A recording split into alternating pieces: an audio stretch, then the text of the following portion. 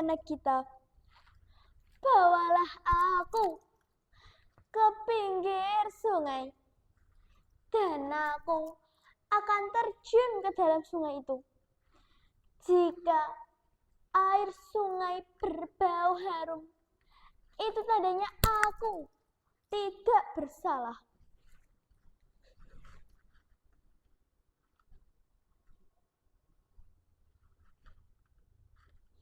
Baiklah, akan aku turuti permintaanmu. Dialah istri Patih Sidapeksa yang cukup menarik untuk diceritakan. Assalamualaikum warahmatullahi wabarakatuh. Selamat pagi Dewan Juri yang saya sangat hormati. Dan hai semuanya. Perkenalkan, nama saya Alifa Ramadhani dari SDN Ketandan 1. Saya membawakan buku yang bersumber dari Kementerian Pendidikan Dasar dan Menengah, berjudul Kalarahu, yaitu kumpulan cerita rakyat Jawa yang diceritakan kembali oleh Mardianto. Dari buku digital ini, saya menemukan cerita asal-usul kota Banyuwangi. Hayo, siapa yang udah tahu cerita asal-usul kota Banyuwangi? Bagaimanakah kisahnya?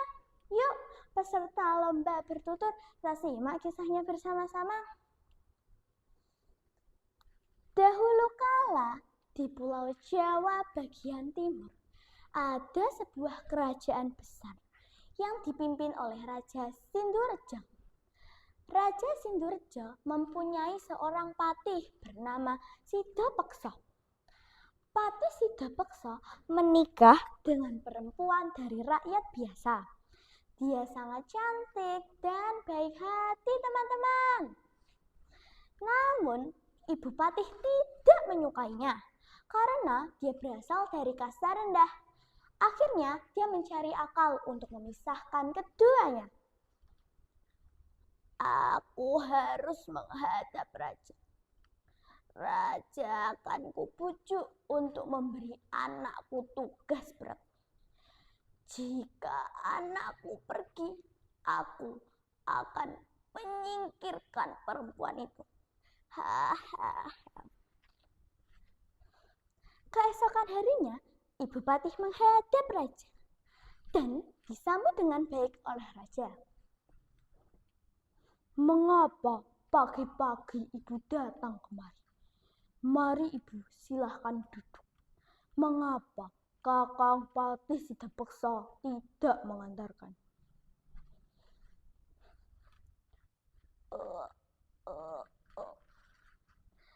Ya, semenjak dia menikah dengan perempuan itu, dia kurang perhatian kepadaku.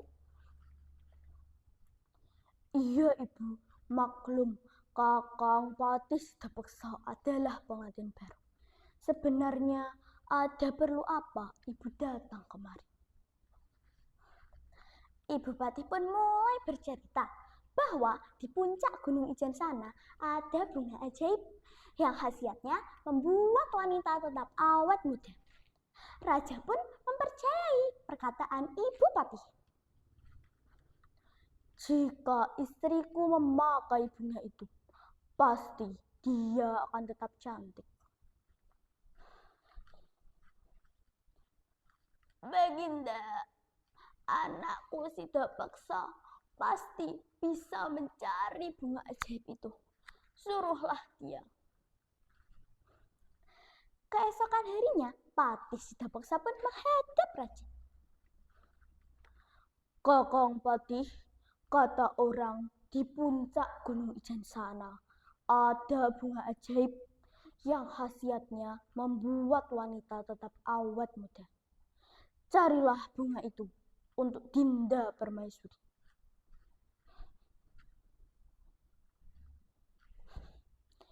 Ya Baginda, saya bersedia. Patih Sidapeksa pun pergi meninggalkan istrinya yang sedang hamil tua. 15 hari kemudian, istri Patih pun melahirkan bayi laki-laki. Namun, bayi itu secara diam-diam diambil oleh Ibu Patih dan dibuang ke sungai.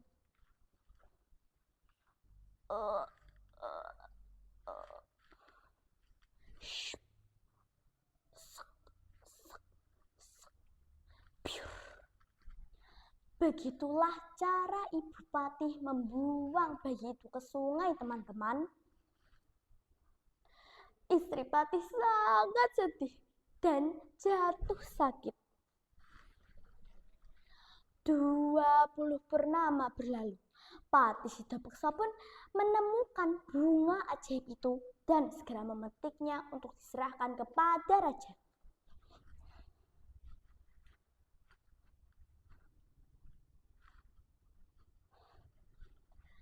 Ibu Patih pun mengetahui bahwa anaknya sudah pulang.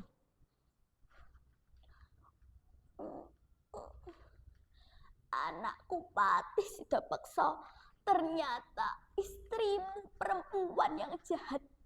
Dia tega membuang anaknya ke sungai. Hah, apakah benar itu, Ibu? Dengan sangat marah, Patih Sidapeksa pun menghampiri istrinya.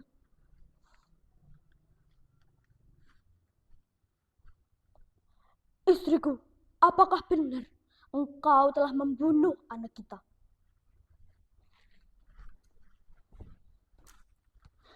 Kakanda, aku tidak membunuh anak kita.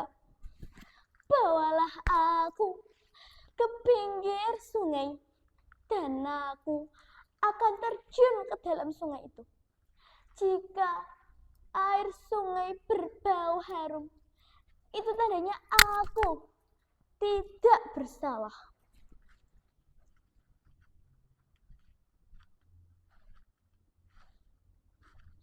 Baiklah, akan aku turuti permintaanmu. Mereka pun pergi ke pinggir sungai. Sampai di pinggir sungai, istri Patih langsung terjun dan tenggelam.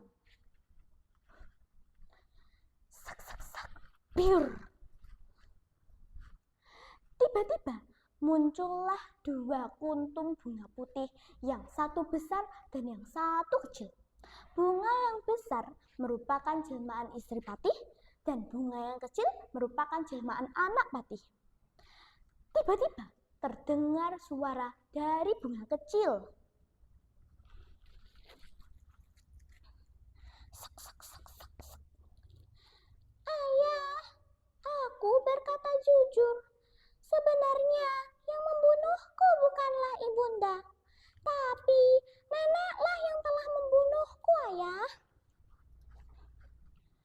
Mendengar suara itu, Patih Sidapeksa pun terkejut. Dan kemudian 2 kuntum bunga putih itu secara perlahan turun ke dasar sungai. Seketika itu, air sungai mengeluarkan bau harum, teman-teman. Patih Sidapeksa pun sangat sedih. Sambil menangis, dia berkata, ternyata istriku tidak bersalah. Aku menyesal tidak mempercayainya. Untuk mengenang mereka, mulai sekarang aku namakan tempat ini Banyuwangi. Banyuwangi. Banyu yang berarti air dan wangi yang berarti harum. Begitulah kisahnya, teman-teman. Hayo, dari kisah tadi, pesan moral apa yang kita dapat? Dari kisah tadi, kita belajar bahwa penyesalan tidak akan datang pada awal, namun akan datang pada akhir perbuatan. Janganlah mudah percaya dengan fitnah, karena kebenaran akan selalu terbukti. Saya Alifa, terima kasih sudah mendengarkan ceritaku. Wassalamualaikum warahmatullahi wabarakatuh. Dadah!